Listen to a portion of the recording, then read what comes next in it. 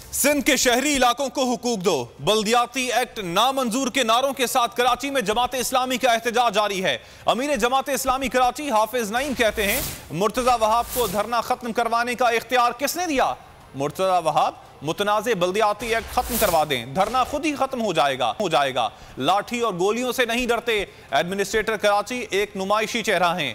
असल इख्तियार तो उनकी वडेरा शाही के पास है, जिसने यहां लूटमार और करप्शन का बाजार गर्म किया हुआ है। सिंध असम्बली के बाहर जमात इस्लामी का धरना। सिंध में नया बल्दियाती एक्ट अवाम के हुकूक पर डाका और काला कानून करार। हाफिज नईमुर रहमान की गरज बरकरार। मीडिया से गुफ्तगू में अमीर जमात इस्लामी कराची हाफिज नईमुर रहमान का कहना था कि मुर्तजा वहाब को धरना खत्म कराने का इख्तियार किसने दिया? मुर्तजा वहाब मुतनासिब बल्दियाती एक्ट खत्म करा दे, धरना खुद ही खत्म हो जाएगा। लाठी और गोलियों से नहीं डरते एडमिनिस्ट्रेटर कराची एक नुमाइशी चेहरा हैं। देही हो या शहरी हो, सबके इख्तियारात पे सिंध हुकूमत ने कब्जा कर लिया। चंद लोगों का कब्जा पूरे अवाम के ऊपर तो नहीं हो सकता। इसीलिए आप देखें कि हमारे इस धरने में अब अंदरून सिंध से लोग आना शुरू हो गए।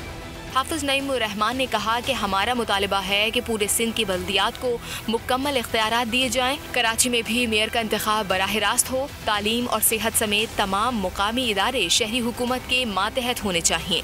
पूरे मुल्क को चलाने वाला, पूरे सूबे को चलाने वाले शहर को ना ट्रांसपोर्ट देते हैं, ना तालीम की सहूलतें, ना इलाज की सहूलतें, ना जो है वो कोई ऐसी चीज़ है कि जिसकी अब चिंचियों में लोग सफ़र करते हैं, हमारी माएँ बहनें। आप सोच सकते हैं कि 3 करोड़ से ज़ायद शहर जो पूरा पाकिस्तान चलाता हो, उसके साथ हुक्मरानों ने ये सलूक किया हुआ है। सब्सक्राइब करें और बेल दबाएं ताकि कोई खबर रह न जाए।